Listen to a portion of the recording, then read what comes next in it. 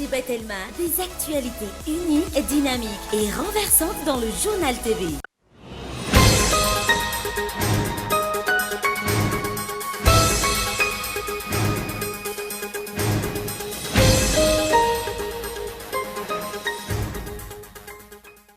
Nanapa-kevitra tsy hanao ireo ora fanampiny intsony manomboka itao ampianarana vaovao izao ny CSS sampana Antananarivo araka ny fanapa-kevitra izay noraisin'izy ireo nandritra ny fivorimbe izay nataony ny tsy fandoavan'ny fanjakana ny volany mahatonga izany raha ny fanazavana.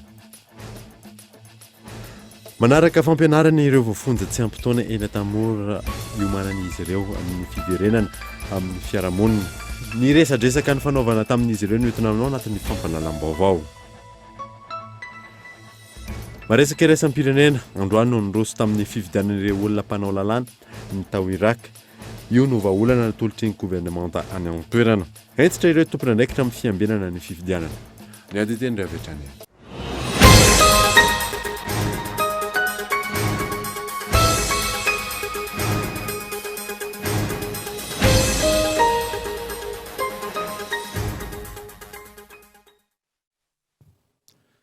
Finaritra tompoko lasy tompoko vavy fotoana vaovao eto amin'ny Kolo TV Manasanoara.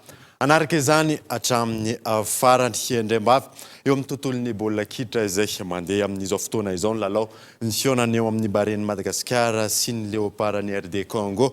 Ao anatin'ny fialan-tsasatra isika amin'izao fotoana izao mitarika rainy ohatra isika malagasy ao anatin'izany lalao izany izay baolina nampidiriny jiva teo amin'ny minitra faharoa nanombohan'ny lalao.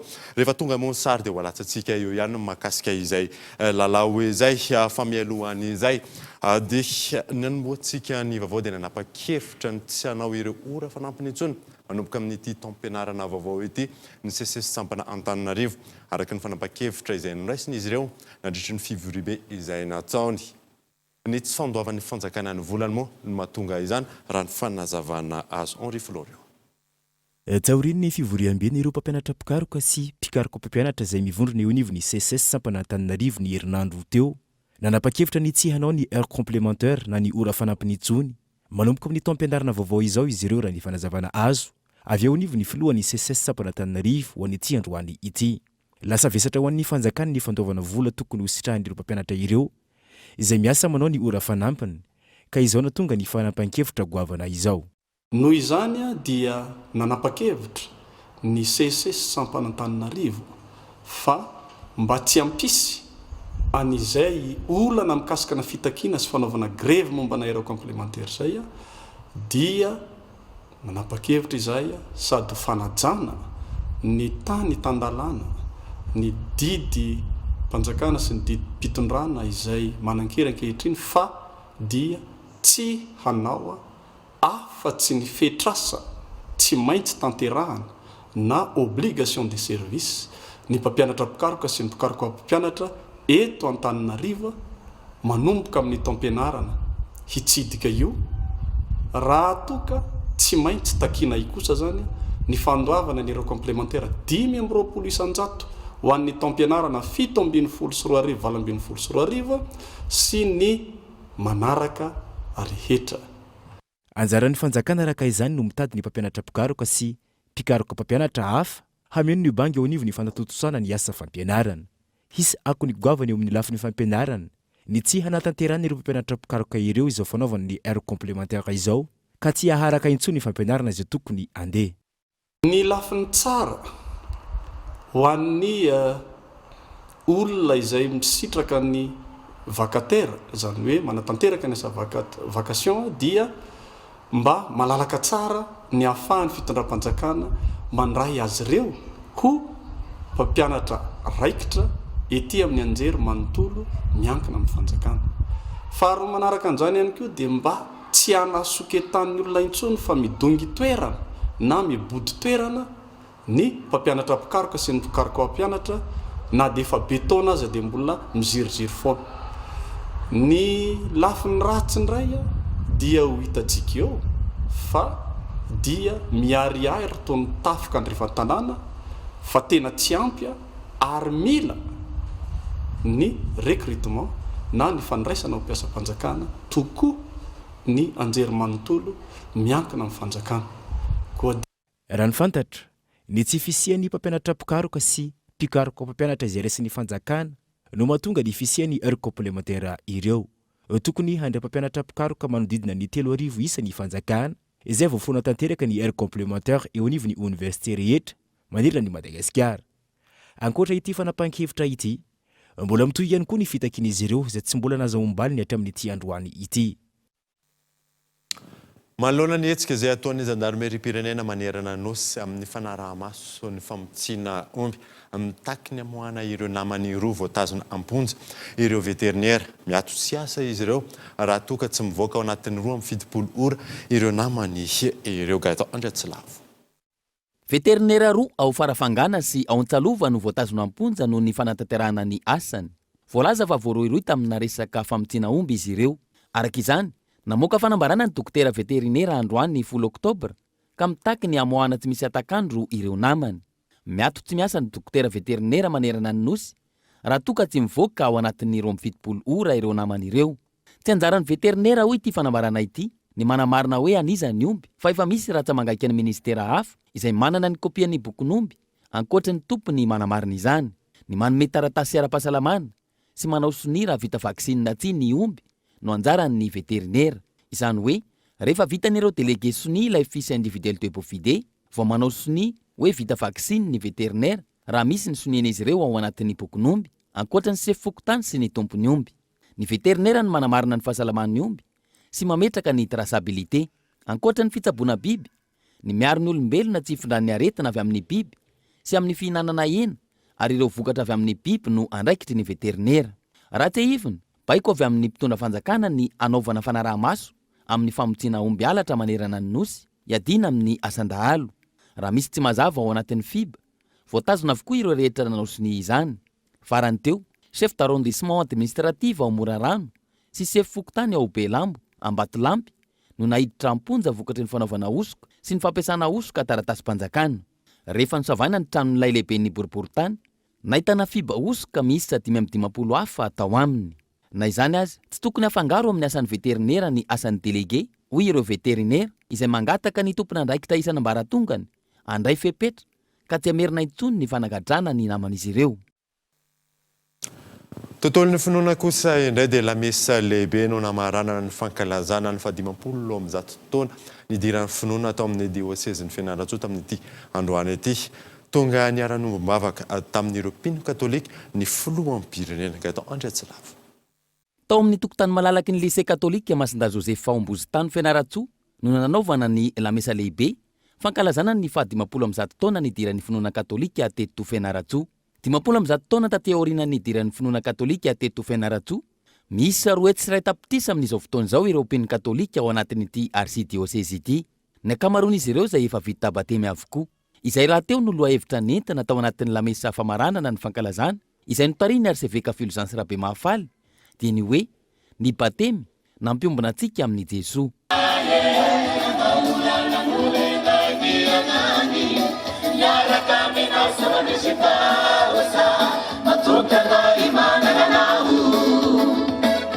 Raha ny tantara, ny 9 Octobre araka amin'ny 77 no nanaovana ny sorona masina voalohany teto Fianarantsoa izay notariny Père Marc Finaz. Lamesa natao teto Ambozitany. Nanomboka teo no naproborobon'ny finoana katolika teto Fianarantsoa. Tao anatin'izay 17 taona izay, ankoatra ny fitaizana ara-pinoana, nandray anjara betsaka tamin'ny resaka sosialy ihany koa ny fiangonana katolika. No tsy ahivy ny filohan'ny Rajoelina avokoa izany ry asa rehetra izany, izy izay nanatrika ny lamesa famaranana ny fankalazana. Taorian'ny lamesa, nisy ny fitsidiana ny fampiratiana, nanehoana ireo tantara rehetra nanamarika ny fiangonana katolika teto Fianarantsoa tao anatin'izay 20 taona izay. Nambarany filoha tao anatin'izany fa isy fanampiana tolotra azy ireo amin'ny fananganana ny ivitoerana fanofanana ara-kolotsaina ato anatin'ny archidiocèse. Taorian'izay, tonga nitsidika ny monastera Andrimopera tao Maromby ihany koa ny filoha Andry Rajoelina. Lafy vaovao hafa kosa indray dia mitaky ny mangarahara momba ny accord de pêche iarahana amin'ny vondrona Europeana ny fiarahamonim-pirenena. Maro ny vola very eo amin'izay tontolon'ny zona izay raha ny fanazavana azo ary ireo firenena vahiny no hita fa mahazo tombony amin'izany. Ionona saina. Tokony amafisina ny adisisika ataon'ny fanjakana malagasy amin'ireo tompona andraikitra eo anivon'ny vondrona Europeana mandritra ny fivoriana andaniana ny accord de pêche hoy ny fiarahamonim-pirenena. Tamin'ny fifanarahana teo aloha hita fa nisy ny vola niditra tamin'ny kitapom-bolam-panjakana avy amin'ny sehatry ny jona saingy tsy mifanaraka amin'ny azandrano alaina amin'ny faridranomasiny Madagasikara izany antony angatan'izy ireo ny mangarahara amin'ity fifanarahana ity. Fanjavara tsikaritra ifiraisam-ny pirenena zany tsy ampy mihitsy amin'ny mangarahara amin'ny fiara-miasa amin'ny Union Européenne zany amin'ireny accord de pêche ireny amin'ny ankapobeny ny manam-pahaizana nampitan'izay taminahako hoe tsy mahazo mihoatra ny 700 ny tombony avy amin'ny jonandranomasina nataony reny firenekafo reny mihitsy zany ny eto amin'ny Océan Indien fa tsy Madagasikara rery tena takina ifiraisam-ny pirenena zany ohatran'ny transparence budgétaire en loi de finances dia mba hisy mangarahara bebe koa mikasika ny fifanarahana momba ny jona eto Madagasikara. Tsy ivona ny taona 2014 no nisy ny fifanarahana teo amin'ny vondrona Europeana sy ny fanjakana malagasy amin'ity accord de pêche ity. Ny Europeana izay isany manana mpanjony betsaka indrindra aty amin'ny ranomasimbe Indiana. Tapitra ny taona 2014 ny fifanarahana ka eo am-panavozana izany ankehitriny ny rotota. Isan'ny andrasana ny ady ataon'ny fanjakana malagasy amin'ny alalan'ireo teknisianina amin'ny fanavozana ireo tetibidy sy fepetra mba tsy hahatantely afa-drakotra ny azandrano raha tsy ilaza va tsy ny temps izay isany mahasarika ny Europeana. Miankina betsaka amin'ny fahaizana mandresy lahatra amin'ny fanatanterahana ity accord de pêche amin'ny vondrona Europeana ity izay iverina andatabatra boribory amin'ny herinandro avy io no ahafahana mametraka ny tombontsoa ny firenena malagasy ihany koa amin'ny fifanarahana amin'ny kontinanta aziatika izay efa ho tapitra ihany koa ny fifanarahana. Manoloana ny firongatry ny tsy fandriam-pahalemana ao Tomasina ho apetraka ny dinam-pokotany entina anatsara izany araka ny tapaka nandritra ny fivoriam-bezany tanterahan'ireo manam-pahefana ao amin'ny toeran'ny fanadina. Manoloana ny trangana tsy fandriam-pahalemana mateti-piavy ao Tomasina ao napetraka ny tetikady iarahan'ny rehetra amin'ny fametrahana ny fiarovantena isan-tanàna fandraisana ndraikitra isaky ny fokotany rehetra amin'ny fanomezan-tanana ny mpitandro filaminana amin'ny alalan'ny fanomezana loharano Vaovao sy fiambenan'alina ataon'ireo andiana fokon'olona maromaro. Voatery tsy maintsy nandray fepetra mifanandrify amin'izay zany ny tompona ndraiky. Fivoriana ity zany dia ampandraisana andraikitra ny lehibe ny fokotany rehetra satria tsy possible ny ametrahantsika mpitandro filaminana isam-baravarana zany. Dia mba ahafahana mitandro ny filaminana araka ny tokony ho izy dia noraisina ny fepetra mba ananganana komity isam-pokotany anao ny andromaso pokon'olona zay ny ilazantsika azy fa fiarovan-tena isan-tanàna zay ngamba ny azo ilazana azy amin'ny fiteny teknika izy ireo ihany fokotany ihany no mahafantatra ny olon-dratsy ao amin'ny toerana misy azy. Saika hita ao Tomasina avokoa ireo endrika asa ratsy rehetra amin'izao fotoana izao izay miteraka tsy fandriam-pahalemana andro aman'alina. Miha-tanora ihany koa ny taonan'ireo mpanao eloka bevava sy ny mpanao halabotry raha ny tranga tatoato izay hajoro aingana isam-pokotany ny komity hametraka ny dina raha ny nambaran'ireo tompon'andraikitra ny fandriam-pahalemana. Ny zavatra atoato zany dia ny fisafona amin'ny alina dia tsy mijanona mpitandro filaminana intsony manao anazy fa iarahana amin'ireo ataontsika hoe le tanora zay manao fiambenana isan-kalina. Misy nefa ny ataontsika hoe fanatsarana zay fiambenana zay. Ny fanatsarana dia tsotra ihany izy nomena fotoana daholo ny président fokotany rehetra zany hanao fivoriam-be pokon'olona faran'izay malaky ary dia manao ny dina isaky ny fokotany mety fokotany anankitelo efatra fanakakaiky mitovitovy fa tsy maintsy mamoaka dina ary ny dina iny dia mandalo ary amin'ny préfecture dia iny zany no lalàna lasitra kely ho arahany mpitandro filaminana ary mivoaka ao anatin'ny dina ny anaran'ny olona rehetrarehetra zay tokony manao ny fiambenan'alina. Raha izay ny olona rehetra zay mipetraka ao anatin'ny fokotany nefa dia tokony voafehy ihany koa hoe iza no manao inona iza nipetraka izy namena fokotany zany zay zavatra zay recensement sy ny inventaire ny zavatra tokony fantatra ao. Miisa 770 ny fokotany ao Tomasina renivohitra ao izay fezy ny boriboritany miisa 5. Heverina ho mialohan'ny faran'ity volana Octobre ity ny ananganana ireo komity rehetra manerana ireo fokotany ireo mba ahafahana mametraka indray ny fepetra rehetra hametrahana ny dinam-pokotany mba hisitrahan'ny vahoaka ny fandriam-pahalemana ao anatin'ny fotoana aingana indrindra. Mijanona vaovao any amin'ny faritra isika dia taoriana ny fitakina ny sokafan'ny orinasa APC mitrandraka Chrome ao Andriamena distrika Tsaratanàna magataka ny fahafahana manondrana ny vokatra azo any ivelany izy ireo ankehitriny. Zavapoana izao rehetra izao raha ka tsy miondrana ny Chrome hony be ny tanàna amin'ny commune Andriamena gato Andriatsilavo. Raha fampirarahana arabaritra no antony nanankatonana ny APC Andriamena araka ny fanazavana nomeny olombofidy ny vahoaka nandritra ny fampiarana ny ordre main levé avy amin'ny procureur n'Antananarivo ny zoma lasa teo tany Andriamena. Na efa misokatra aza ny APC ka afaka mitrandraka, mbola sakana ny fahafahana manondrana ny Chrome izay miatona amin'ny seranatambony Tomasina. Araka izany, manao antsoavo amana ny olana izy ireo. Atramizao zany dia misy ny didy mandrara ny fanondrana Chrome any vitan-dranomasina. Ny antony moa zany maro. Fa ny azoko lazaina dia mbola tsy mazava zany ny vidina Chrome eo amin'ny sehatra iraisam-pirenena sy ny amarotantsika avy aty Madagasikara izy. Ny orinasa APC dia tsy tafiditra anatin' zany raha nanao fanadidina sy lombahamboaka atao amin'ny orinasa APC fa amin'ny sy ny rariny tokoa ny famarotana ny Chrome zay vokariny. Fa misy orinasa eto Madagasikara tsy ny APC irery moa zany ny orinasa manondrana Chrome fa misy amin'ireny orinasa ireny zany ny tsy mazava ny vidina Chrome anondranany azy dia nanapa-kevitra ny fitondrampandrakana amin'ny alalan'ny zareo amin'ny fiadidinan'ny premier ministre fa ajanona aloha mandrapazava ny vidina Chrome anondranana azy eto ivelany Madagasikara. Dingan'ny iray lehibe izao fisokafan'ny orinasa izao fa olana iray hafa ihany koa ny olan'ny fanondranana.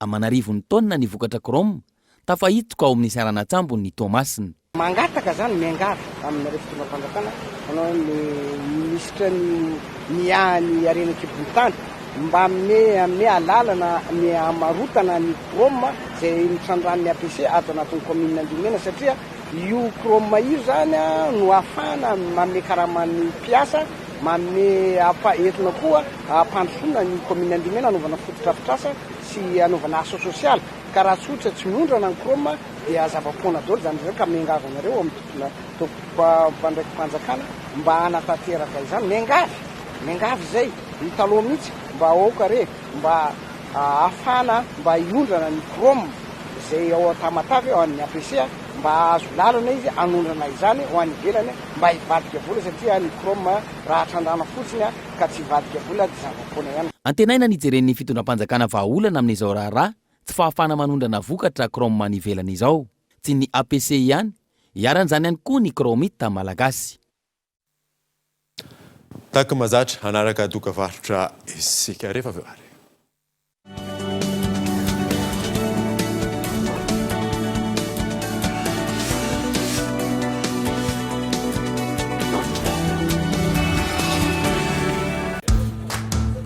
Tsy hitako hoe inona ny vitany ariary tsy haiko aloha fa raha ronjato ariary dia ahavitana zavatra bobaka be ohatra hoe mandefa SMS be dia be na koa misurfa amin'ny internet olona afaka manao story koa azy lahy dia eritrereto zany raha anatin'indray andro ny vitany ronjato anankifolo io foana ary le finday mahazo mega na SMS ohatra ny avoloeny miaraka amin'ny elo 200 mahazo 50 SMS sy na 50 mega amin'ny vidiny ronjato ariary monja tsindrio ny dièse 322 étoile 63 dièse.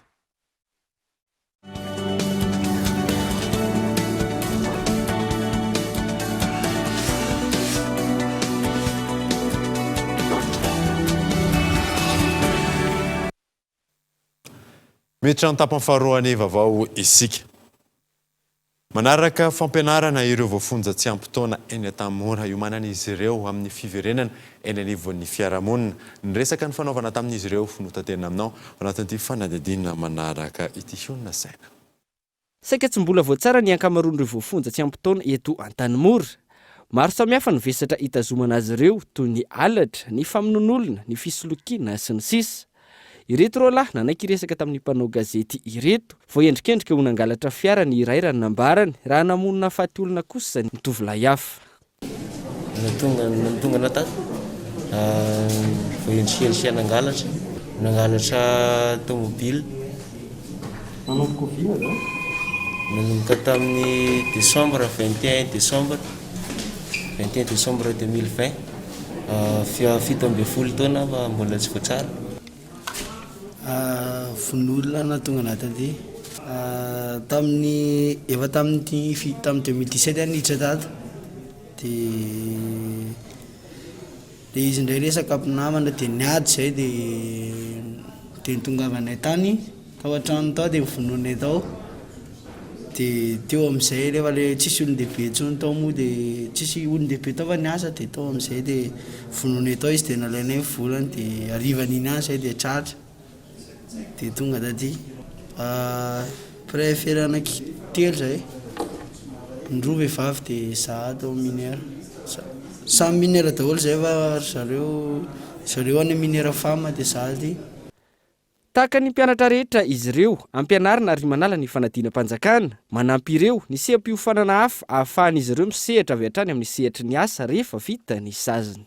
Emploi du temps andreo zany ohatrany any ampianarany reny ihany satria misy ny kilasy rehetrarehetra manomboka hatramin'ny alphabétisation ka hatramin'ny arakaraka matetika moa zany misy manala BPC, CP indray misy ka hatramin'ny baccalauréat de misy ny électronique, ny kabary, ny danse, ny fampianarana manao savony, ny informatika moa atambadika ato ny salle d'informatique sy ny électronique zany nataona eo. Raha ny tokony ho izy zany ny ankizy tafiditra ato de tsy maintsy mianatra, zay mihitsy ny tokony ho izy. Zay moa zany ny antony nandrenana ny hoe quartier de minière ty mihitsy hoe mba tsy hitambaratra le ankizy any amin'ny olon-dehibe tsony de natokana ato mihitsy izy de hoe hianatra mihitsy ny tena tokony ho atom-pisin'ity toeran'ity zany hoe mba hianaran'le ankizy sy mba ampivoarana zareo sy hanarenana azy mba fa niverina indray ny fiarahamonina rehefa tapitra ny fotoana hijanona aty. Te ho lasa électronicien ity tovolahy vao endrikendrika ho nangalatra fiara ity raha ny resaka ny fanaovany tamin'ny mpanao gazety hatrany raha ho lasa mpiseradia na guide touristique kosa ilay namon'olona. Mitanjoko amin'le izy mba asa hoaiko le izy mba hamelomana fady aman-janaka rehefa ny arina hitahitako zany dia mba hay anazy tsara ie nanova be anany fidirana tety amin'ity toerany ity. Za zao tamin'izaho hitako tamin'izaho tany avelany tany malivalindreniko mihinana zava-mahadomelona fa rehefa tonga tato dia afaka tamin'izany rehetrarehetra zany.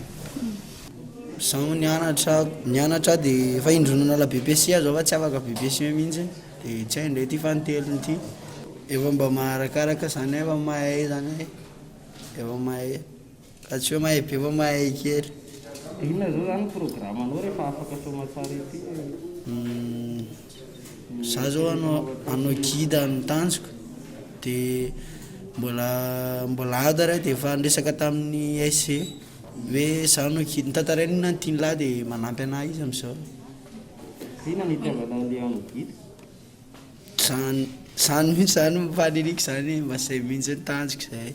Eto amin'ny fonjana Tanimora mitokana ireo voafonja tsy ampitoana lahy sy vavy ary samy mahazo ny fampianarana tiany. Raha ny fiainana andavanandro atoka-monina ato amin'ity toerana ity ireo izay voatonga na ilay antsoina hoe mise en quarantaine. Aoriany fahatamperan'ny fitokana monina miaraka amin'ny rehetra amin'izay ka tahaka izao ny efitra fatoriana samy mametraka ny lafika ny amin'ny alina.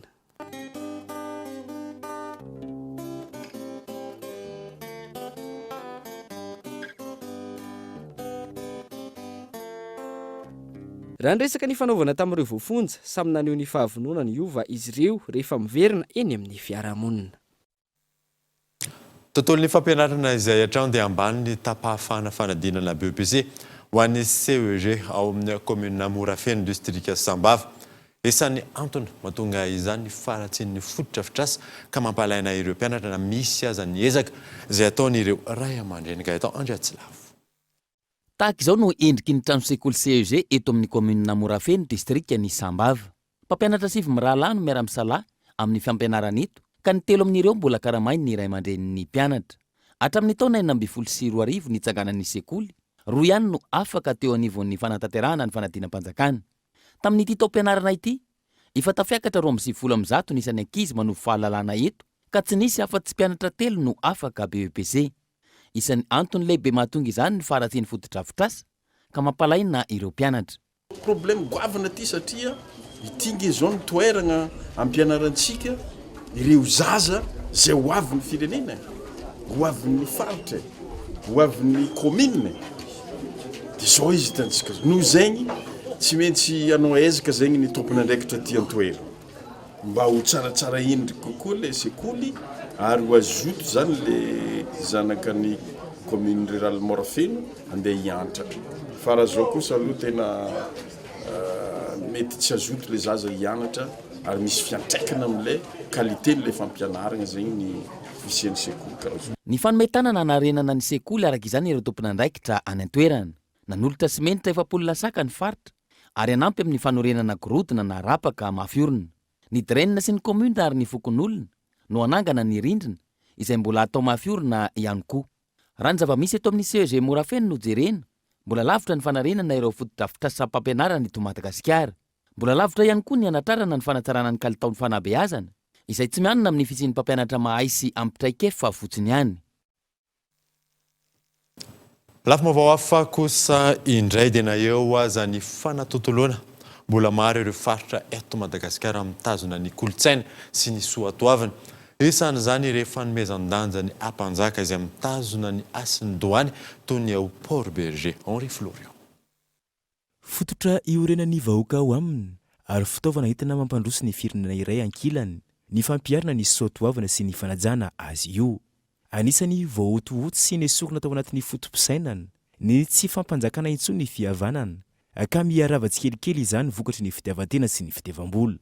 Na eo aza ny fidiran'ny kolotsaina vahiny sy ny fomba maro samihafa avy any ivelan'ny nosy, mbola maro ireo soatoavana no mbola mipetraka eto amintsika mandraka ankehitriny.